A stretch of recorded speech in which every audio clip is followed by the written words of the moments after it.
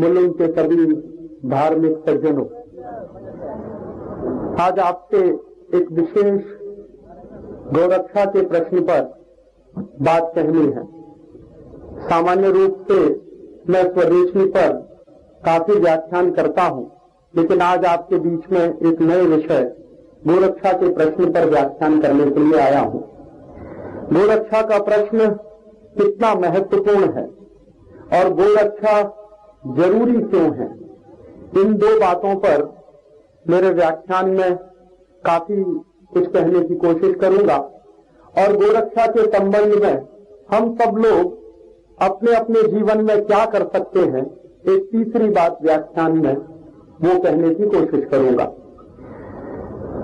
आप सब जानते हैं कि हमारा देश अंग्रेजों का एक लंबे समय तक गुलाम रहा। सैकड़ों वर्षों तक अंग्रेजों ने इस देश को गुलाम बनाने के लिए काफी तैयारियां की थी।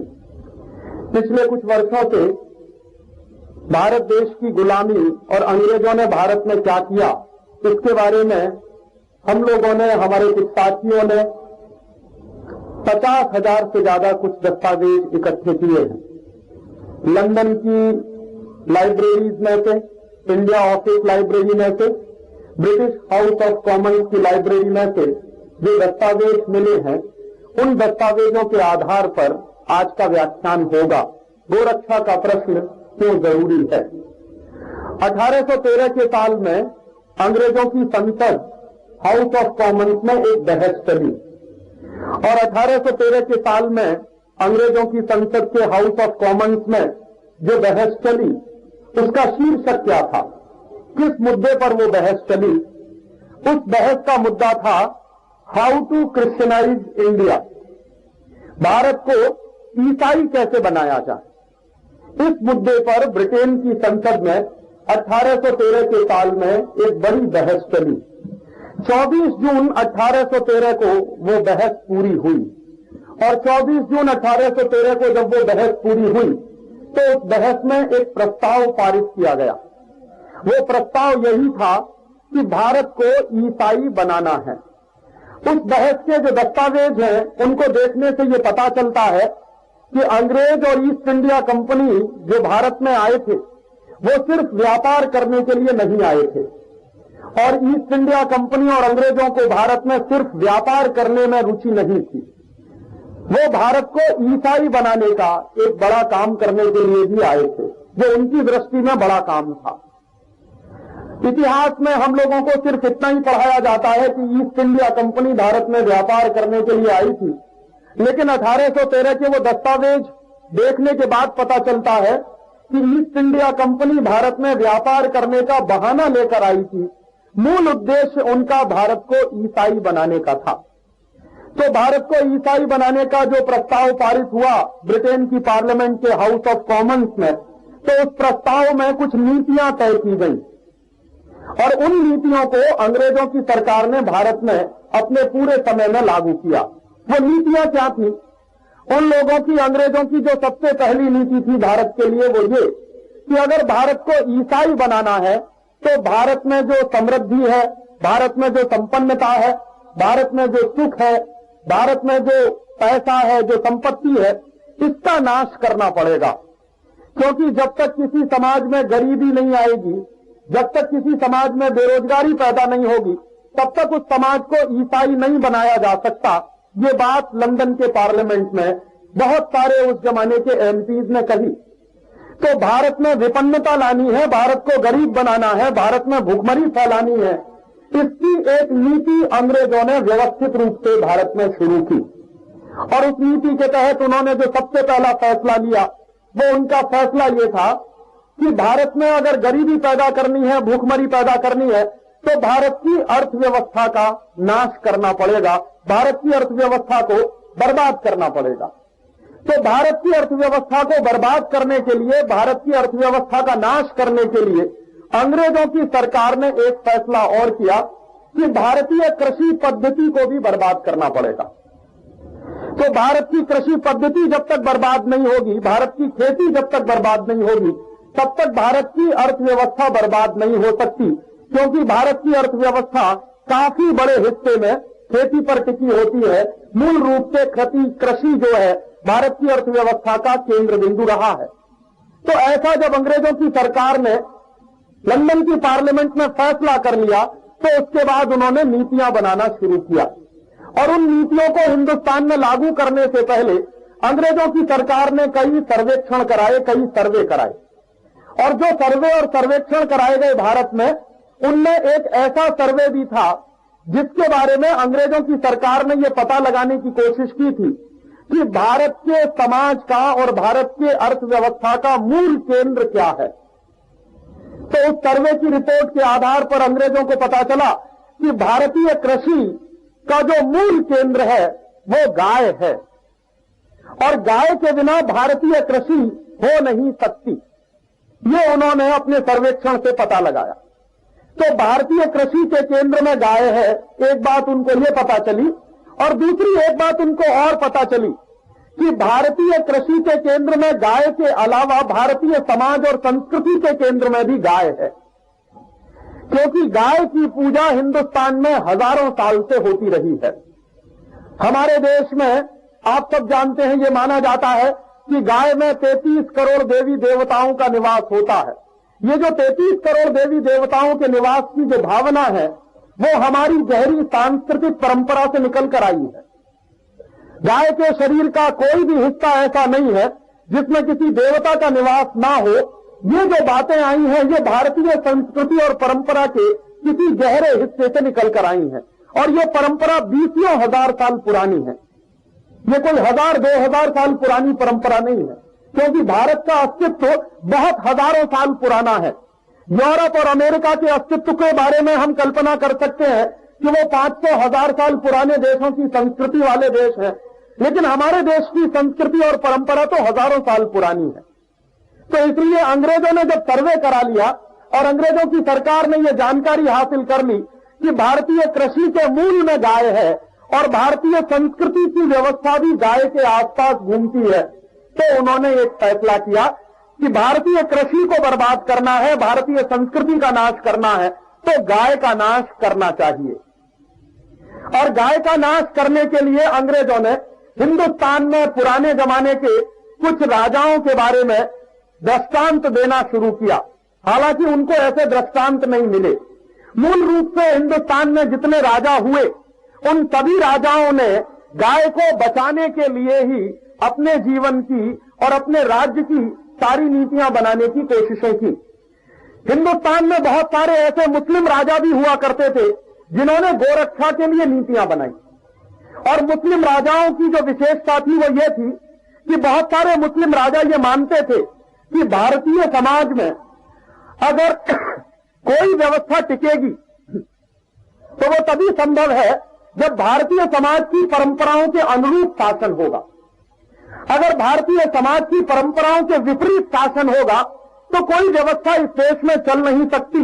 ये बात बहुत सारे मुस्लिम राजा जानते थे और उस बात का उन्होंने अपने जीवन में, अपने राज्य में लागू करने की कोशिश की थी।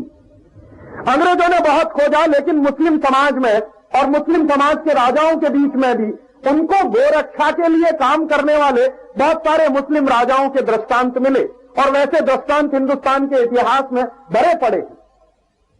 एक दो अपवाद ऐसे थे जिनको अंग्रेजों ने प्रचारित करना शुरू किया और उन अपवादों के आधार पर अंग्रेजों ने हिंदुस्तान में गाय का कत्ल करवाना शुरू किया। गाय का कत्ल करवाने के पीछे अंग्रेजों के मन में जो मूल नीति थी वो सबसे महत्वपूर्ण यही थी कि भारत की कृषि का, भारत की अर्थव्यवस्था का नाश करना है। और वो गाय का कत्ल करवा के फिर गाय के मांस को अंग्रेजों की फौज को खिलाया जाने लगा।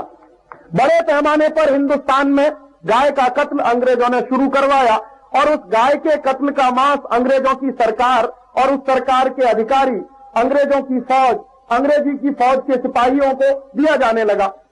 तो धीरे धीरे नतीजे क्या निकलने लगे कि गाय की संख्या कम होती चली गई, गोवंश का नाश शुरू हो गया। बीच के दौर में अंग्रेजों की सरकार को एक महत्वपूर्ण सच्चाई का पता चला और वो महत्वपूर्ण सच्चाई क्या थी? अंग्रेजों की सरकार को पता चला कि गोवंश का अगर नाश करना है तो गाय का नाश करने से ज्यादा जरूरी है नंदी का नाश किया जाए, बुल का नाश किया जाए। जो साण होता है उसका नाश किया जाए। और अंग्रेजों का एक अधिकारी था, उस अधिकारी ने इस बात को अपनी एक रिपोर्ट में लिखा कि हम गाय का कत्ल करते रहें और गाय को मरवाते रहें तो गाय पैदा होती रहेगी। उससे ज्यादा अच्छा यह है कि गाय जिस तरीके से पैदा होती है उसके लिए जो सबसे महत्वपूर्ण है नंदी, जिसको हम कहते हैं बुल या साण, उसको मरवाना चाहिए। अगर नंदी का कत्ल होगा, अगर बुल नहीं रहेगा भारतीय समाज में, तो गाय की पैदाइश में कमी हो जाएगी। ये बात जब अंग्रेजों को पता चल गई तो उन्होंने फिर गाय से ज्यादा नंदी का कत्ल करवाना शुरू किया। और एक विशेष दृष्टि से इस देश में अंग्रेजों ने विशेष कत्ल कारखाने खोले, जिनमें सिर्फ नंदियों का कत्ल हो, सिर्फ बुल्स को काटा जाए, सिर्फ साणों को काटा जाए। और उन कत्ल कारखानों को चलाने के पीछे उनकी दृष्टि बहुत स्पष्ट थी कि अगर बुल नहीं रहेगा, नंदी नहीं रहेगा, तो गाय भी नहीं रहेगी। तो इसके लिए बहुत बड़े पैमाने पे अंग्रेजों ने हिंदुस्तान में बुल का कत्लेआम शुरू करवा दिया। एक तरफ गाय का कत्लेआम, दूसरी तरफ बुल का कत्लेआम, और इस तरह तीसरे हिस्से में गोवंश का कत्लेआम भी हिंदुस्तान में बहुत बड़े पैमाने पर शुरू हो गया। 1850 के आसपास हिंदुस्तान में गाय के कत्ल के प्रश्न को हिंदुस्तान के बहुत सारे धर्म गुरुओं ने उठाना शुरू किया। और हिंदुस्तान में जिन लोगों ने गाय के प्रश्न को उठाना शुरू किया उनमें आर्य समाजी लोग थे, उसमें सिख पंथ के बहुत सारे लोग थे, उसमें हिंदू धर्म की बहुत सारी दूसरे मजहबों के, हिंदू धर्म के मानने वाले बहुत सारे जो संप्रदाय हैं, जो अलग अलग मत हैं, उसके लोग भी थे। और उन्होंने इस गाय के प्रश्न को मुद्दा बनाया। अंग्रेजों ने इस गाय के प्रश्न को हिंदुस्तान की अस्मिता के साथ जोड़कर यह भी कहना शुरू कर दिया कि गाय काटी जाए, बुल काटा जाए तो हिंदुस्तान की अस्मिता भी खत्म होती चली जाएगी, क्योंकि यह अस्मिता के मूल केंद्र में है। तो फिर गाय का कत्ल 1850 के बाद अंग्रेजों ने इसलिए शुरू कराया ताकि हिंदुस्तान की जनता को नीचा दिखाना। पहले गाय और बुल का, नंदी का कत्ल इसलिए करवाया गया कि हिंदुस्तान की अर्थव्यवस्था को बर्बाद करना है, कृषि को बर्बाद करना है। दूसरे बार में अंग्रेजों ने यह इसलिए शुरू करवाया कि हिंदुस्तान की जनता को ठेस पहुंचानी है, उनकी भावनाओं को तोड़ना है। तो भारतीय जनता की भावनाओं को तोड़ने के लिए, भारतीय जनता की भावनाओं को ठेस पहुंचाने के लिए एक बड़े पैमाने पर कत्ल कारखानों की शुरुआत की गई। अंग्रेजों के जमाने के दस्तावेज बताते हैं कि अंग्रेजों की सरकार ने पूरे हिंदुस्तान में कुछ ऐसे 350 कत्ल कारखाने खुलवाए जिनमें गोवंश का नाश होता था। अंग्रेजों के जमाने के कुछ दस्तावेज बताते हैं कि कितना गोवंश का नाश अंग्रेजों के जमाने में होता था। 30 वर्षों में 1910 से लेकर 1940 के साल में कुल लगभग 10 करोड़ से ज्यादा गोवंश का कत्ल अंग्रेजों की सरकार ने कराया। लगभग 30 वर्षों में 10 करोड़ गोवंश का जो कत्ल अंग्रेजों ने कराया, उसके बारे में अंग्रेजों की पार्लियामेंट में और अंग्रेजों के अधिकारियों ने जो चर्चाएं की हैं, उसके दस्तावेज मेरे पास हैं और हम लोग कोशिश कर रहे हैं कि उसके आधार पर एक पुस्तक बने। बहुत जल्दी वो पुस्तक आपके बीच में आ जाएगी। तो वो जो 10 करोड़ गोवंश का कत्ल कराया, उसके बारे में अंग्रेजों की सरकार ये कह रही है कि अगर ये 10 करोड़ गोवंश का आज कत्ल हो जाएगा तो आने वाले जमानों में करोड़ों गोवंश का नाश इस तरह से हम आगे बढ़ा सकते हैं। तो इस तरह से ये नीति आगे चलती रही और हिंदुस्तान के बहुत सारे धर्म और मजहबों के लोग गाय को बचाने के लिए आंदोलन भी करते रहे। आप सब जानते हैं हिंदुस्तान में जो क्रांति हुई थी, उस क्रांति की जो पहली चिंगारी लगी थी 1857 में बैरकपुर की छावनी में जब मंगल पांडे को फांसी की सजा हुई थी, तो मूल प्रश्न गाय का ही था।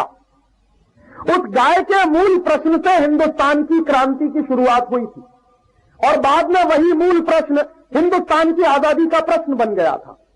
आप सबने इतिहास में इतना तो पढ़ा ही होगा कि मंगल पांडे को फांसी की सजा क्यों हुई थी। मंगल पांडे एक आर्य समाजी नौजवान था, स्वामी दयानंद के विचारों से बहुत ज्यादा प्रेरित था। तो आर्य समाजी नौजवान होने के कारण वो अपने मन में उतना ही धर्मनिष्ठ था जितना हिंदुस्तान के दूसरे सामान्य लोग हो सकते। गलती यह हुई कि मंगल पांडे ने अंग्रेजों की फौज में नौकरी कर ली और अंग्रेजों की फौज में नौकरी करते हुए एक दिन मंगल पांडे को पता चला कि जो कारतूस अंग्रेजों की सरकार देती है इस्तेमाल करने के लिए, उन कारतूसों पर गाय की चर्बी लगी होती है। और गाय की चर्बी लगाए हुए कारतूसों को मुंह से खोलना पड़ता था, उसके बाद बंदूक में चलाने पड़ते थे। तो मंगल पांडे को जिस दिन ये पता चला कि वो जो गाय की चर्बी लगाए हुए कारतूसों को मुंह से खोलता है और उसके बाद बंदूक में उसको लगाना पड़ता है, तो उसने मन में फैसला किया कि गाय की चर्बी के कारतूसों को मुंह से इस्तेमाल करने से ज्यादा अच्छा है कि मैं ऐसी नौकरी को छोड़ दूं। लेकिन उसके मन में एक प्रतिशोध भी पैदा हुआ कि जिन अंग्रेज ऑफिसरों ने उसको बिना बताए हुए सालों साल उसके मुंह से गाय की चर्बी के कारतूस खुलवाए हैं, उन अंग्रेज ऑफिसर्स को वो जिंदा नहीं छोड़ेगा। ऐसा भी उसने एक संकल्प लिया। तो मंगल पांडे ने हिम्मत की और जिस अंग्रेज ऑफिसर के माध्यम से उसको कारतूस दिए जाते थे, जिन कारतूसों पर गाय की चर्बी लगाई जाती थी, उन कारतूसों को लेने से उसने इनकार कर दिया।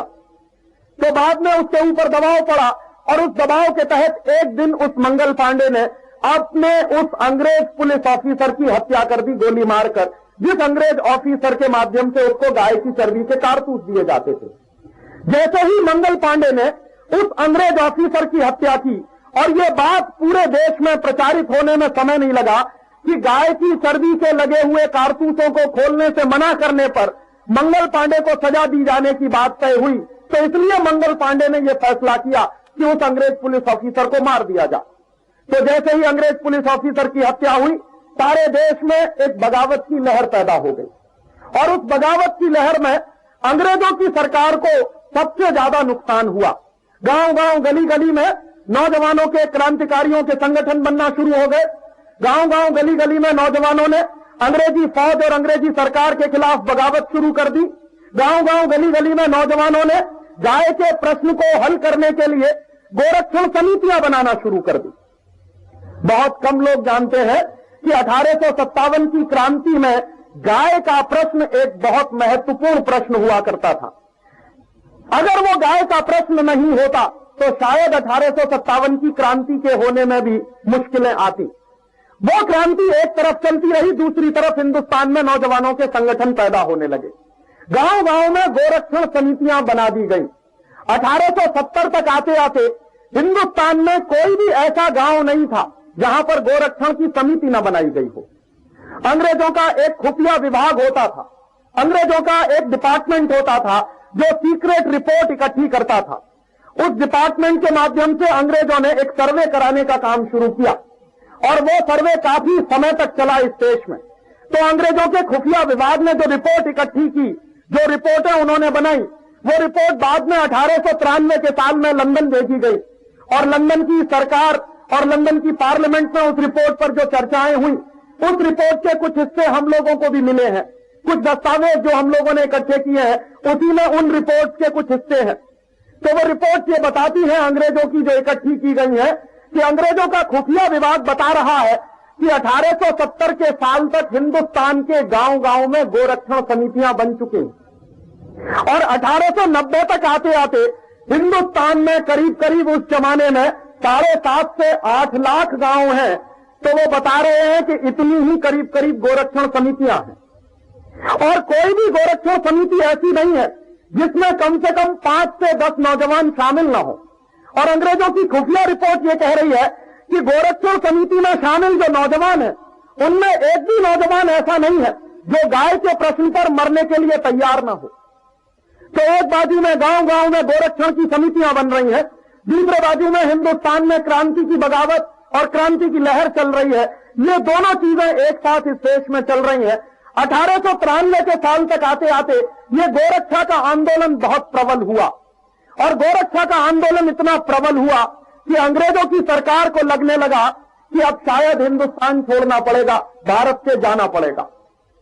तो 1893 के साल में अंग्रेजों के यहां के जो अधिकारी थे, उनमें एक गवर्नर था, एक वॉयसराय जैसा अधिकारी माना जाता था, उसकी वॉयसराय की हैसियत होती थी, उसका नाम था लैंसडाउन। तो लैंसडाउन ने एक रिपोर्ट दे दी अंग्रेजों की पार्लियामेंट को।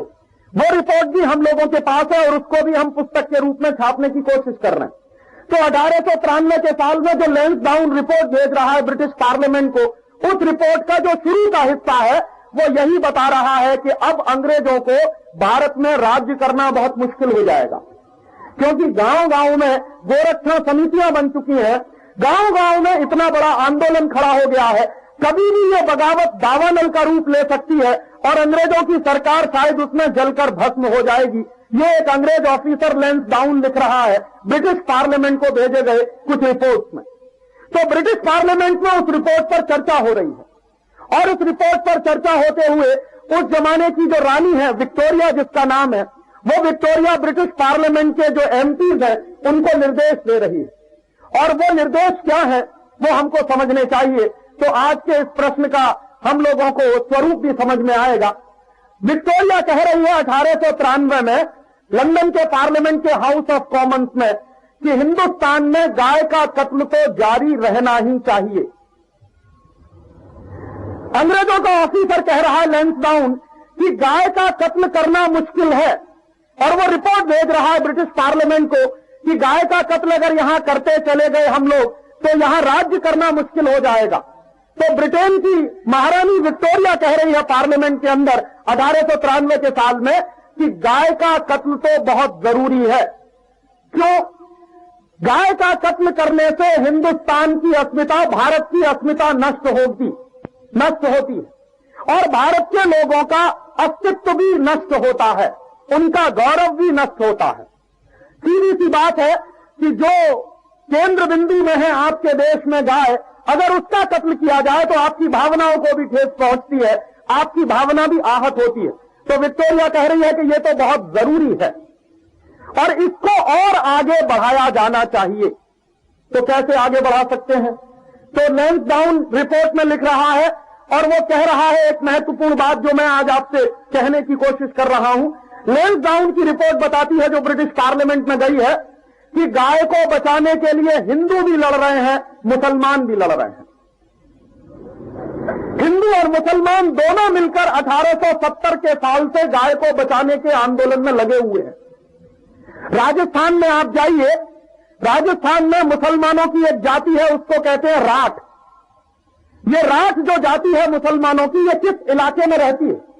ये राठ जाति मुसलमानों की राजस्थान के बीकानेर के आसपास के इलाके में सबसे ज्यादा पाई जाती है। आज भी आप राठ जाति के मुसलमानों के बीच में चले जाइए तो उनकी पूरी आजीविका गाय के दूध और गाय के घी की बिक्री पर चलती है। तो राठ जाति के मुसलमानों के लिए गाय उनकी आर्थिक उपजीविका का सबसे महत्वपूर्ण साधन है। इसलिए राठ जाति के मुसलमान 1870 के साल में गाय को बचाने के आंदोलन में लड़ रहे हैं। और ऐसे ही आप चले जाइए, राजस्थान में एक दूसरी मुसलमानों की और जाति है, उसको कहते हैं मेव। जो मेव जाति के मुसलमान हैं, राजस्थान और हरियाणा का एक इलाका ही कहलाता है जिसका नाम है मेवात। तो मेवात वो इलाका है जिसमें मेव जाति के मुसलमान रहते हैं।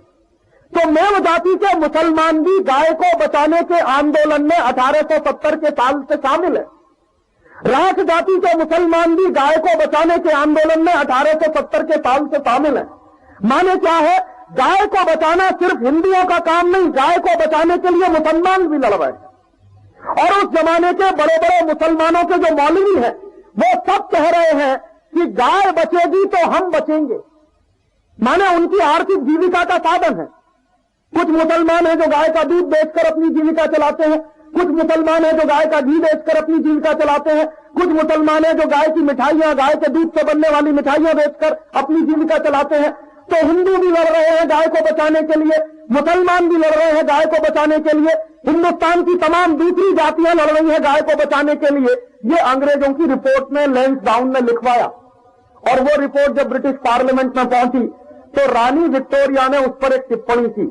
8 दिसंबर 1893 को विक्टोरिया ने एक चिट्ठी लिखी लैंसडाउन को। वो चिट्ठी हम लोगों के पास है, उसकी फोटोकॉपी हम लोगों के पास है। हाउस ऑफ कॉमन्स की लाइब्रेरी में से वो चिट्ठी हम लोगों को मिली है। वो चिट्ठी का पहला पैराग्राफ क्या है? विक्टोरिया लिख रही है कि हिंदुस्तान में गाय का कत्ल बंद नहीं होना चाहिए और हिंदुस्तान में गाय के कत्ल के बहाने हिंदू और मुसलमानों के बीच में एक दरार पैदा करनी चाहिए। अंग्रेजों की हमेशा से नीति रही है बांटो और राज करो, डिवाइड एंड रूल। तो अंग्रेजों की वो जो नीति है बांटो और राज करो की, उस नीति के तहत विक्टोरिया चिट्ठी लिख रही है लैंसडाउन को कि मुसलमानों को इस बात के लिए प्रोत्साहित किया जाना चाहिए कि वो गाय का कत्ल करें। क्यों? अगर हिंदुओं को यह पता चलेगा कि मुसलमान गाय का कत्ल कर रहे हैं तो हिंदू और मुसलमानों के बीच झगड़े शुरू हो जाएंगे, और हिंदू और मुसलमानों के बीच जब झगड़े शुरू हो जाएंगे तो अंग्रेजों की सरकार टिकेगी और उसको राज्य करने से कोई रोक नहीं सकता। तो एक जमाने में 1870 से 1893 तक जो मुसलमान हिंदुस्तान की गाय को बचाने के आंदोलन में लगे हुए हैं, फिर अंग्रेजों की नीतियों के कारण मुसलमानों को गाय का कत्ल करने के लिए प्रोत्साहित किया जाए, ये रानी की चिट्ठी है लैंसडाउन के लिए, और वो चिट्ठी हम लोगों के पास है। सबूत है, प्रमाण है, इसके आधार पर मैं ये कह रहा हूं कि अंग्रेजों ने हिंदू और मुसलमानों के बीच में झगड़ा कराने के लिए, हिंदू और मुसलमानों के बीच में दरार पैदा करने के लिए मुसलमानों को गाय काटने के लिए प्रेरित किया। और वो कैसे किया, उसकी नीति भी जानिए। लैंसडाउन को जब रानी की चिट्ठी मिली तो लैंसडाउन ने एक नीति बनाई, और नीति क्या बनाई? लैंसडाउन ने यह फैसला किया कि अंग्रेजों के चलाए गए जितने कत्ल कारखाने हैं, उन कत्ल कारखानों में नौकरी सिर्फ मुसलमानों को दी जाएगी, ताकि पूरे हिंदुस्तान में इस बात का प्रचार किया जाए कि हर कत्ल कारखाने में देखिए गाय काटने का काम मुसलमान कर रहे हैं। तो अंग्रेजों ने बाकायदा नीति बनाई, और उस नीति के तहत अंग्रेजों के हर बनाए गए कत्ल कारखाने में मुसलमानों को नौकरी देने का काम शुरू किया। मुसलमानों को रिजर्वेशन के आधार पर कत्ल कारखानों में नौकरी दी गई। जब मुसलमानों ने कत्ल कारखानों में नौकरी करने का काम शुरू कर दिया, काफी मुसलमानों को अंग्रेजों ने जबरदस्ती मारकर पीट कर गाय का कत्ल करवाने के लिए तैयार किया। सामान्य रूप से कोई मुसलमान उसके लिए तैयार नहीं था। उस जमाने में जब मुसलमान गाय का कत्ल करने के लिए तैयार नहीं थे, तो अंग्रेजों की सरकार ने मुसलमानों को मारना, पीटना, उनको धमकाना, उनको तरह तरह की लालच देने का काम शुरू करवा दिया। और धीरे धीरे उनकी इस पॉलिसी में, उनकी इस नीति में ये दिखावट आने लगी कि मुसलमानों ने कत्ल कारखानों में जबरदस्ती अंग्रेजों के कहने पर मारपीट पर नौकरी करना शुरू किया। तो अंग्रेजों ने सारे देश में यह प्रचार करना शुरू करवा दिया कि देखिए, गाय हम नहीं काटते, मुसलमान काटते। और सच्चाई यह है कि रानी ने चिट्ठी में लिखा था, उस चिट्ठी में उसने ये लिखा था कि मुसलमान गाय काटेंगे जरूर, लेकिन वो हमारे लिए काटेंगे, हमारी फौज के लिए काटेंगे। अंग्रेजों को गाय का मांस चाहिए, अंग्रेजों की फौज को गाय का मांस चाहिए, तो मुसलमान गाय काटेंगे हमारे लिए। और हिंदुस्तान के जनता को दिखाई देगा कि गाय कट रही है मुसलमानों के द्वारा। पीछे जो मूल व्यक्ति है गाय को कटवाने वाला, जो मूल अंग्रेज है गाय को कटवाने वाले, उनका चेहरा लोगों को दिखाई नहीं देगा। और यह नीति पूरे हिंदुस्तान में अंग्रेजों ने लागू की। इस नीति की सफलता हुई। सफलता क्या हुई कि हिंदुस्तान में जगह जगह हिंदू मुसलमानों के दंगे शुरू हो गए। अंग्रेजों को बचा दिया गया, अंग्रेजों ने अपने आप को बचा लिया, और हिंदू मुसलमानों के बीच में उन्होंने भेद पैदा कर दिया गाय का कत्ल करवा के। और इस तरह से हिंदुस्तान में अंग्रेजों की बनाई गई वो नीति चालू होती गई। आजादी मिलने के शुरू के दौर में क्या हुआ कि हिंदुस्तान के बहुत सारे नेता थे जो गाय बचाने के प्रश्न पर सबसे ज्यादा उद्वेलित थे। उनमें से पंडित मदन मोहन मालवीय।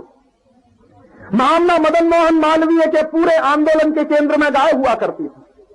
स्वामी दयानंद सरस्वती के पूरे केंद्र में गाय हुआ करती थी। हिंदुस्तान में महात्मा गांधी ने तो इस बात को कई बार कहा। गांधी जी ने जब अपना आंदोलन शुरू किया, उस आंदोलन के शुरुआत में और आंदोलन के बीच में और आंदोलन के बाद में भी कई बार महात्मा गांधी ने यह कहा कि स्वराज्य से ज्यादा महत्वपूर्ण है गोरक्षा। ये गांधी जी ने कई बार कहा कि स्वराज्य से ज्यादा महत्वपूर्ण है गोरक्षा, और मेरे लिए गाय का कत्ल ऐसा ही है जैसे किसी व्यक्ति का कत्ल किया जा रहा। ये गांधी जी ने कई बार कहा। तो हिंदुस्तान के आजादी की लड़त लड़ने वाले तमाम नेताओं के लिए गाय का प्रश्न बहुत ही केंद्रीय प्रश्न था, बहुत मूलभूत प्रश्न था। तो गांधी जी जैसे लोगों ने गाय के प्रश्न को उठाया, स्वामी दयानंद मदन मोहन मालवीय जैसे लोगों ने गाय के प्रश्न को उठाया, लोकमान्य तिलक ने गाय के प्रश्न को उठाया। और इन लोगों के गाय के प्रश्न को उठाने के पीछे एक ही परंपरा थी कि जो हिंदुस्तान में 1870 में क्रांति हुई थी, बगावत हुई थी 1857 में, और 70 के बीच में जो आंदोलन चले थे वो गाय के प्रश्न को लेकर महत्वपूर्ण आंदोलन चले थे। तो आगे भी इस देश में ये महत्वपूर्ण काम होता रहेगा। बीच में आजादी की लड़ाई की ऐसी घड़ी आई कि जब लोगों को लगने लगा कि अंग्रेज देश छोड़कर चले जाएंगे और अंग्रेजों को हिंदुस्तान छोड़कर जाना पड़ेगा, तो अंग्रेजों को देश छोड़कर जाना पड़ेगा, ऐसी बात दिखाई देने लगी 1940 के साल से। 1940 के एक साल पहले एक बहुत महत्वपूर्ण घटना हुई जिसका जिक्र मैं करना चाहता हूं। लाहौर एक शहर है, पहले हिंदुस्तान का हिस्सा था, अभी पाकिस्तान में है बंटवारे के बाद। लाहौर शहर में अंग्रेजों ने एक कतल कारखाना खोला 1939 के साल में, और वो कतल कारखाना यंत्रीकृत था, मैकेनाइज्ड था, और बड़े पैमाने पर उसमें गौर नंदी का कत्ल हो सकता था, ये अंग्रेजों ने फैसला किया था। तो 1939 में जो लाहौर में कतल कारखाना खोला गया, उसके लिए सबसे जबरदस्त आंदोलन किया पंडित जवाहरलाल नेहरू ने। पंडित जवाहरलाल नेहरू ने 1939 के उस कतल कारखाने को बंद कराने के लिए आंदोलन शुरू किया, और वो आंदोलन सफल भी हुआ। 1939 में अंग्रेजों की सरकार ने लाहौर में जो कतल कारखाना खोला था वो बंद हो गया। उस कतल कारखाने को बंद कराने के समय पंडित नेहरू जो भाषण दिया करते थे, उनमें से एक भाषण का जिक्र, और उस पूरे भाषण का नहीं, उसकी एक लाइन का जिक्र आपके बीच में कर रहा हूं। पंडित नेहरू कहा करते थे कि जब मैं जानवरों का कत्ल होते हुए देखता हूं तो अंदर से मेरी आत्मा चीत्कार करती। और उनका यह कहना था और उनका यह मानना था कि अगर वो आजाद हिंदुस्तान में किसी महत्वपूर्ण पद पर पहुंचे तो वो एक ऐसा कानून बना देंगे जिससे हिंदुस्तान में गाय का कत्ल बंद हो जाएगा, गोवंश का कत्ल बंद हो जाएगा। ये पंडित नेहरू के भाषण हैं। और ऐसा ही एक भाषण हिंदुस्तान के पहले राष्ट्रपति डॉक्टर राजेंद्र प्रसाद का है। डॉक्टर राजेंद्र प्रसाद कह रहे हैं कि मुझे मांसाहार बिल्कुल पसंद नहीं, और मैं चाहता हूं कि हिंदुस्तान में अधिक से अधिक लोग शाकाहारी हों। तो इसके लिए जरूरी है कि हिंदुस्तान में यह मांसाहार का चलन बंद किया जाए। तो मांसाहार का चलन बंद करने के लिए सबसे ज्यादा जरूरी है कि मांस उत्पादन के जो केंद्र चल रहे हैं इनको बंद किया जाए।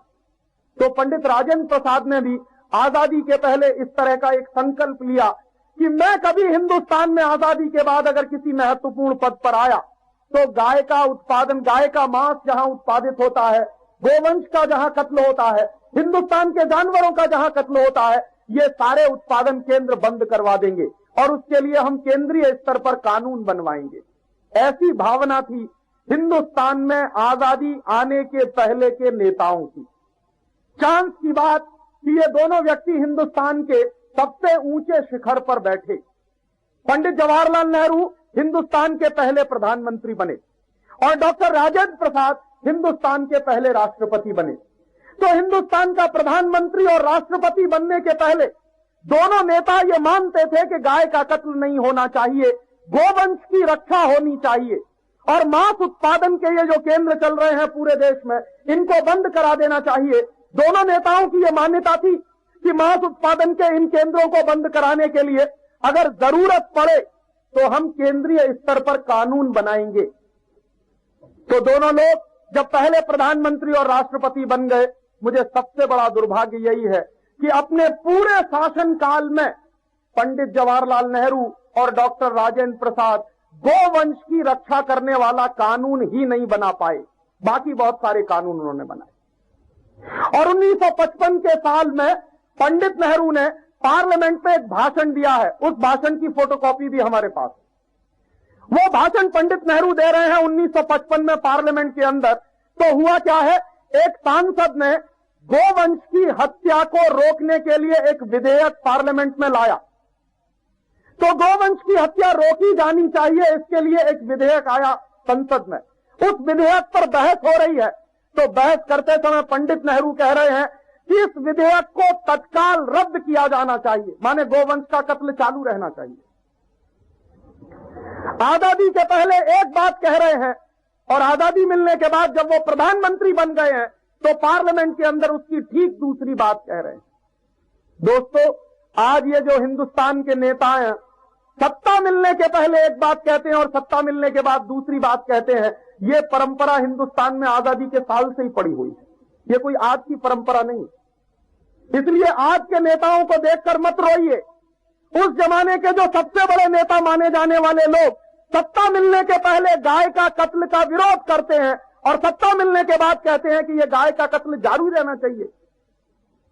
इससे ज्यादा विरोधाभास और क्या हो सकता। और वो दोनों आदमी डॉक्टर राजेंद्र प्रसाद और पंडित जवाहरलाल नेहरू भूल गए कि हिंदुस्तान में गाय के कत्ल को रोकने के लिए एक केंद्रीय कानून बनाने की बात उन्होंने कही थी आजादी के पहले, और आजादी के साल में वही नहीं हो पाया। और आज तक हम सबका, आपका दुर्भाग्य है कि आजादी मिले हुए 50 साल हो गए हैं, लेकिन केंद्रीय स्तर पर आज तक ऐसा कोई कानून नहीं बन पाया जिससे इस देश में पशुओं के कत्ल को रोका जा सके। आजादी के पहले जिस तरह से देश चलता था, आजादी के बाद वैसे ही देश चल रहा। दुर्भाग्य से ज्यादा हालत आज खराब है।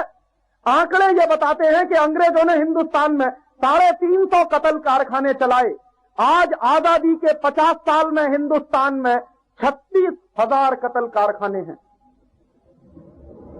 जब आजादी नहीं मिली थी तो 350 कत्ल कारखाने थे। अब आजादी मिलने के बाद 36,000 कत्ल कारखाने हैं, और उनमें से एक एक कत्ल कारखाना कितना जबरदस्त है कि एक एक कत्ल कारखाने ऐसे हैं इस देश में जिनमें 10,000 पशु रोज काटे जाते हैं। यही बंबई में है, देवनार में है, मेडक में है, अल कबीर का है, कलकत्ता में है। हिंदुस्तान के तमाम बड़े बड़े ऐसे कत्ल कारखाने हैं जिनमें एक दिन में कम से कम 10,000 पशु काट दिए जाते हैं। आप जरा कल्पना करिए कि जितनी देर में आपका 24 घंटा बीतता है, माने आप रात को सोते हैं और अगले दिन रात सोने की तैयारी करते हैं, उतनी देर में 10,000 जानवरों की बलि ले ली जाती है एक कत्ल कारखाने में, और छोटे बड़े कुल 36,000 कत्ल कारखाने। क्या हालत है इस देश की। अंग्रेजों के जमाने के आंकड़े बताते हैं, मैंने आपसे कहा कि लगभग 30 साल के अंदर अंग्रेजों ने हिंदुस्तान में 10 करोड़ गोवंश का कत्ल करवाया। आज आजादी के 50 साल में, जिस साल से हमको आजादी मिली है, उस साल से 1997-98 के साल तक आते आते हिंदुस्तान में लगभग 48 करोड़ गोवंश का नाश किया जा चुका है। 48 करोड़। अंग्रेजों ने 30 साल में करवाया लगभग 10 करोड़, और हमारी सरकार ने 50 साल में करवा दिया 48 करोड़ गोवंश का कत्ल। माने 50 करोड़ गाय, नंदी, बछड़े, बछिया, ये सब काटे जा चुके हैं जितने साल में आपने आजादी के 50 साल पूरे किए। और आप जरा कल्पना करिए कि अगर ये 48 करोड़ या 50 करोड़ गोवंश के जानवरों को बचा लिया जाता तो हिंदुस्तान में आज संपत्ति और संपदा कितनी होती, पैसा कितना होता। क्योंकि आपको मालूम नहीं है, एक गाय घर के दरवाजे पे अगर बंधी है और वो साल भर दूध दे या ना दे, बिना दूध की गाय भी अगर आपके दरवाजे पर बंधी हुई है तो एक साल के अंदर वो गाय 25,000 रुपए का फर्टिलाइजर पैदा करती है, खाद पैदा करती है, जिसको आप गोबर कहते हैं। तो अगर एक गाय 25,000 रुपए का फर्टिलाइजर पैदा करती है एक साल में, तो गोवंश के ये जो 50 करोड़ पशुओं का कत्ल हो गया है, तो आप सोचिए कितने अबज रुपए के खाद का नुकसान किया है हमने पिछले 50 साल में। और आप सब जानते हैं, हम भी जानते हैं कि गाय का गोबर अगर खेत में ना पड़े तो गेहूं नहीं हो सकता। गाय का गोबर अगर खेत में नहीं पड़े तो चना नहीं हो सकता, मटर नहीं हो सकती, और गेहूं, चना, मटर अगर नहीं हो सकता तो हमारा पेट नहीं भर सकता।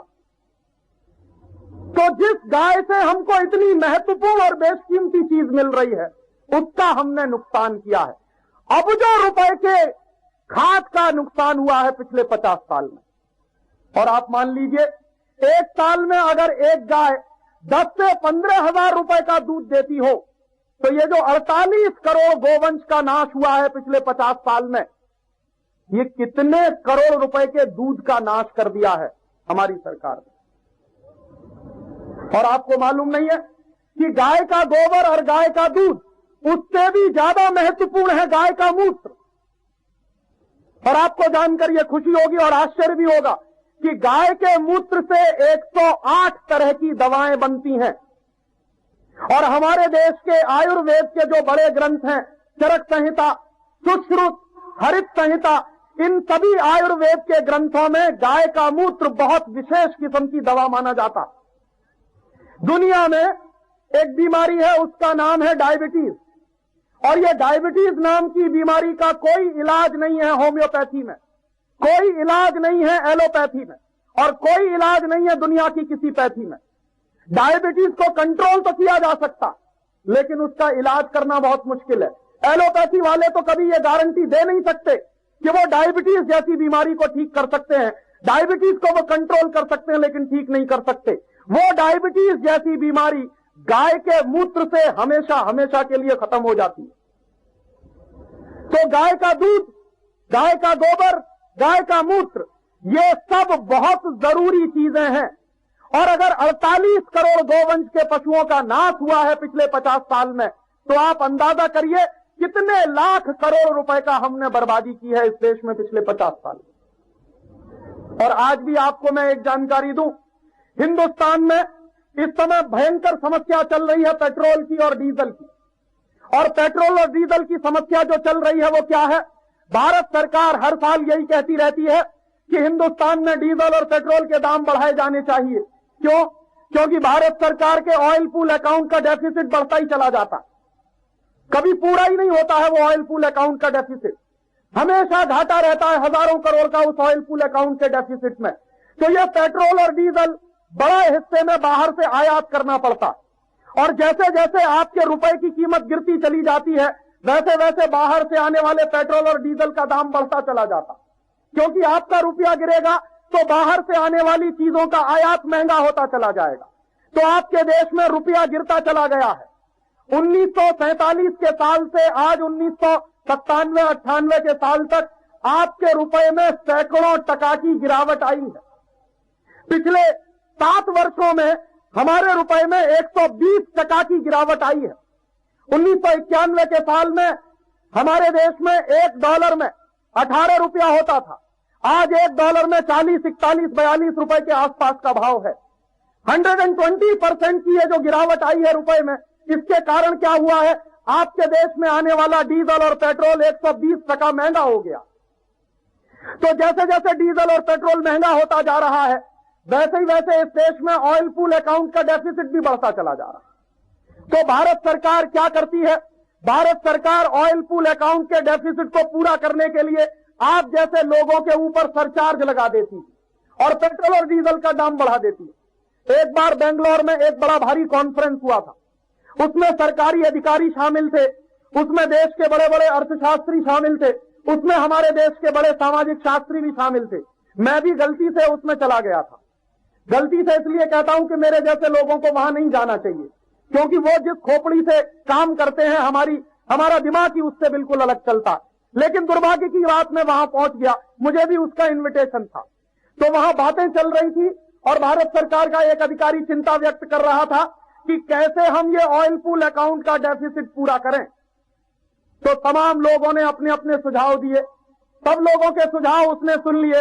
फिर उसने कहा, राजीव भाई आपका क्या सुझाव है कि ये भारत सरकार ऑयल पूल अकाउंट का डेफिसिट कैसे खत्म करे, आपका क्या सुझाव है? तो मैंने कहा कि मैं मेरा सुझाव देने से पहले आपसे 2 सवाल पूछना चाहता हूं। पहले मुझे मेरे 2 सवालों का जवाब दीजिए तो मैं मेरा सुझाव देने को तैयार हूं। तो उन्होंने कहा आप सवाल पूछिए। तो उस अधिकारी से मैंने पूछा कि आप मुझे ये बताइए कि हिंदुस्तान में एक गांव से दूसरे गांव जो सामान जाता है, हमारे देश में जो गुड्स का ट्रांसपोर्टेशन होता है, जो माल एक जगह से दूसरी जगह जाता है, इस माल को एक जगह से दूसरी जगह पहुंचाने में कितना हिस्सा है जो बैलगाड़ियों से होता है और कितना हिस्सा है जो मोटर कार और रेल से और हवाई जहाज से होता है? इसको तकनीकी भाषा में अगर मैं कहूं तो मैंने सवाल ऐसे पूछा था कि हिंदुस्तान में गुड्स के ट्रांसपोर्टेशन में ऑर्गेनाइज सेक्टर का कितना हिस्सा है और अनऑर्गेनाइज सेक्टर का कितना हिस्सा है?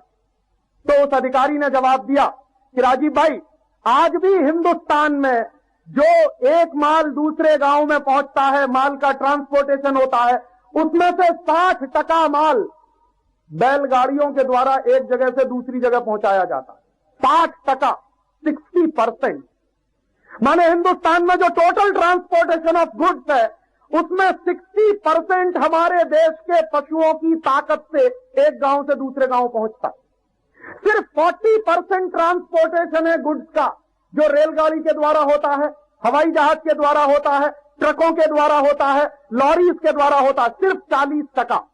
तो मैंने उससे एक दूसरा सवाल किया कि अगर आप ये हिसाब बताते हैं कि 60% ट्रांसपोर्टेशन गुड्स का आज भी हिंदुस्तान में अनऑर्गेनाइज सेक्टर में है, माने पशुधन की शक्ति से एक गांव से दूसरे गांव जाता है, और 40% ही हिंदुस्तान में ऑर्गेनाइज सेक्टर में जाता है। तो मैंने कहा कि एक दूसरी बात और बता दीजिए कि अगर ये जो 60% माल आज जा रहा है बैलगाड़ियों के द्वारा, घोड़ा गाड़ियों के द्वारा, ऊंट गाड़ियों के द्वारा, अगर ये सारा का सारा माल हम हवाई जहाज से ले जाएं, सारा का सारा माल हम रेल से ले जाएं, सारा का सारा माल हम ट्रक से ले जाएं, सारा का सारा माल हम मोटर गाड़ी से ले जाएं, तो क्या होगा? तब उसने कहा कि राजीव भाई, हिंदुस्तान में पेट्रोलियम और डीजल का खर्चा ही 60-70 हजार करोड़ पे पहुंच जाएगा। तो मैंने कहा कि अगर सारा माल हम डीजल और पेट्रोल से उठाना शुरू करें, हवाई जहाज में भर के एक गांव से दूसरे गांव पहुंचाना शुरू करें, तो आप कहते हो कि 60-70 हजार करोड़ का डीजल और पेट्रोल हमको खर्च करना पड़ेगा हर साल में। तो मैंने कहा आपने ही अपने सवाल का जवाब दे दिया। तो कहने लगे मेरी समझ में नहीं आया। अब अधिकारी है, बुद्धि उल्टी है, समझ में कैसे आया? तो मैंने उसको बिल्कुल सीधा करके समझाया। मैंने कहा कि ये जो 60% माल जा रहा है गांव में बैलगाड़ियों से एक जगह से दूसरी जगह, इसको 100% अगर हम कर दें तो क्या होगा? तो कहने लगा हिंदुस्तान की सरकार का हर साल के बजट में कम से कम 14 से 15 हजार करोड़ रुपए बच जाएगा। तो मैंने कहा अगर 14 से 15 हजार करोड़ रुपए बचेगा तो आप बताइए ऑयल पूल अकाउंट का डेफिसिट कितना है? तो उसने दांत निकालते हुए कहा कि कुल 14 हजार करोड़ का है। मैंने कहा डेफिसिट पूरा हो जाता है अगर आप हिंदुस्तान के पशुधन का इस्तेमाल करते हुए पूरे माल को एक गांव से दूसरी जगह भेजाने की व्यवस्था कर दें, तो आपके देश में ऑयल पूल अकाउंट का डेफिसिट ही नहीं रहने वाला। तो बात उसके समझ में आ गई। तो उसने एक दूसरा प्रश्न किया मुझसे कि राजीव भाई, आप फिर मुझको यह बताइए कि अगर बैलगाड़ियों से यह माल एक गांव से दूसरे गांव जाएगा तो महीनों में एक जगह से दूसरी जगह पहुंचेगा। मैंने कहा उसका भी सुझाव है मेरे पास। आप हिंदुस्तान की बैलगाड़ियों के पहिए में बियरिंग लगा दीजिए, और अगर हिंदुस्तान की बैलगाड़ी के पहियों में बियरिंग लगा दिया जाए तो क्या होगा? वही बैल जो 100 कुंटल माल ले जा सकता है, 1 कुंटल, 2 कुंटल, 50 कुंटल, जितना माल ले जा सकता है, अगर बैलगाड़ी के पहिए में बियरिंग लगा हुआ है तो वही बैल उससे 2 गुना ज्यादा माल ले जाएगा। और सिर्फ 2 गुना ज्यादा माल ही नहीं ले जाएगा, बल्कि तेजी के साथ वो माल एक गांव से दूसरे गांव में पहुंच जाएगा। तो आपके समय की समस्या का भी समाधान हो जाएगा। तो मैंने कहा कि बस 2 छोटे से काम करिए। पहला काम कि हिंदुस्तान की जो पशुधन है, हिंदुस्तान के पशुओं की जो शक्ति है, इसका बचाव करिए ताकि ये माल को एक गांव से दूसरे गांव में ले जाने के काम में आए। और दूसरा काम, बैलगाड़ी के पहिए में बॉल बियरिंग लगा दीजिए। तो उसने एक तीसरा सवाल मुझसे कहा, राजीव भाई ये करेगा कौन? मैंने कहा आप करेंगे, और कौन करेगा? अधिकारी आप है, मैं थोड़ी। तो कहने लगे आपकी बात समझ में आती है, लेकिन कोई इसको करने के लिए इसलिए तैयार नहीं होगा कि बैलगाड़ी के पहिए में अगर बियरिंग लगाना चालू कर दें हिंदुस्तान के वैज्ञानिक, तो अमेरिका जाने का मौका कैसे मिलेगा?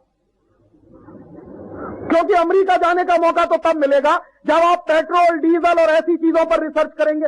बैलगाड़ी के पहिए में बॉल बियरिंग लगाएंगे तो उसको तो गांव में जाना पड़ेगा, और यहां तो सब अमेरिका भागने को तैयार बैठे हैं। परेशानी तो ये है। माने हिंदुस्तान की सरकार की सबसे बड़ी समस्या ऑयल पूल अकाउंट का डेफिसिट खत्म करने में हिंदुस्तान के गोवंश का सबसे बड़ा इस्तेमाल हो सकता है। ये बात मैं आपको कहना चाहता हूं। और आप ये जान लीजिए, भारत सरकार कहती है, मैं नहीं कहता, हिंदुस्तान में इस समय जितना बचा हुआ पशुधन है, आपको मालूम है ज्यादा पशुधन बचा नहीं है। मैंने बताया 50 साल में 48 करोड़ गोवंश का नाश कर दिया है। मुश्किल से इस देश में पशुधन अगर गोवंश का आज हम देखें तो 18-20 करोड़ के आसपास होगा। लेकिन ये जो 18-20 करोड़ का गोवंश का पशुधन है, ये पशुधन हिंदुस्तान में 14,000 करोड़ रुपए की बचत करता है हर साल में। आप सोचिए कितनी बड़ी बचत है। 14,000 करोड़ कोई छोटी मोटी रकम नहीं होती। वो 14,000 करोड़ की रकम बचाई जाती है हिंदुस्तान के गोवंश के पशुओं के द्वारा और हिंदुस्तान के दूसरे पशुओं के द्वारा। इसलिए गोवंश का नाश नहीं होना चाहिए। इसलिए भी नाश नहीं होना चाहिए गोवंश का कि हिंदुस्तान में जो गाय है वो अरबों रुपए का फर्टिलाइजर पैदा कर सकती है। बैल अरबों रुपए का फर्टिलाइजर पैदा कर सकता है, और हमको विदेशों से केमिकल फर्टिलाइजर इंपोर्ट करने की जरूरत नहीं। आप सब जानते हैं ये जो केमिकल फर्टिलाइजर होता है ये बाहर के देशों से लाना पड़ता है, और बाहर के देशों से लाया हुआ केमिकल फर्टिलाइजर आपके शरीर में जहर घोल रहा है। आप गेहूं नहीं खा रहे हैं, गेहूं के साथ जहर खा रहे हैं। आप चना और चावल नहीं खा रहे हैं, चना और चावल के साथ जहर खा रहे हैं, क्योंकि उनमें विदेशी फर्टिलाइजर लगता है, केमिकल फर्टिलाइजर लगता है। और ये जो केमिकल फर्टिलाइजर लगता है हमारी खेती में, इसकी वजह से पानी ज्यादा लगता है खेती में। अगर गाय के गोबर से हम खेती करें तो हमारे देश का 5 गुना पानी बच सकता है। वही खेती हो रही है केमिकल फर्टिलाइजर से तो 5 गुना ज्यादा पानी बर्बाद हो रहा है देश का। और आप सब जानते हैं पानी ईश्वर की देन है, कोई सरकार पानी पैदा कर नहीं सकती। दुनिया में अरबों रुपए जिन सरकारों के पास है वो भी पानी पैदा नहीं कर सकते। ये भगवान का दिया हुआ है, ईश्वर का दिया हुआ है। और जमीन के नीचे ये पानी है वो आपके बैंक बैलेंस की तरह से है। हम बेवकूफी में क्या कर रहे हैं, बैंक बैलेंस में से पैसा निकालते चले जा रहे हैं, निकालते चले जा रहे हैं, निकालते चले जा रहे हैं, उसको वापस डालने का हमारे पास कोई तंत्र नहीं है। इसलिए गाय बचे, गौवंश बचे तो हिंदुस्तान में हजारों करोड़ अरबों करोड़ रुपए का केमिकल फर्टिलाइजर पैदा होगा। तो आप पूछेंगे कैसे होगा? एक छोटा सा सुझाव है कि हम सब लोग ज्यादा से ज्यादा गाय का दूध पीना शुरू कर दें। हिंदुस्तान में जो लोग चाय, कॉफी और पेप्सी कोला, कोका कोला पीते हैं, अगर ये चाय, कॉफी, पेप्सी कोला और कोका कोला पीना बंद कर दिया जाए और उतने पैसे का गाय का दूध पिया जाए तो लगभग 7,500-8 हजार करोड़ रुपए का गाय का दूध और बिकेगा। और इतने दूध को बेचने के लिए कम से कम 1.5-2 करोड़ और ज्यादा गाय पालनी पड़ेगी। और 1.5-2 करोड़ जो गाय पाली जाएगी इस देश में, वो 1.5-2 करोड़ गाय 10% की वृद्धि दर से अगर बढ़ना शुरू करेगी, गोवंश में वृद्धि होगी हर साल में, तो हिंदुस्तान में आने वाले 15-20 सालों में करोड़ों गोवंश को हम बचा सकेंगे। इसलिए गाय की रक्षा, गोरक्षा करना बहुत जरूरी है।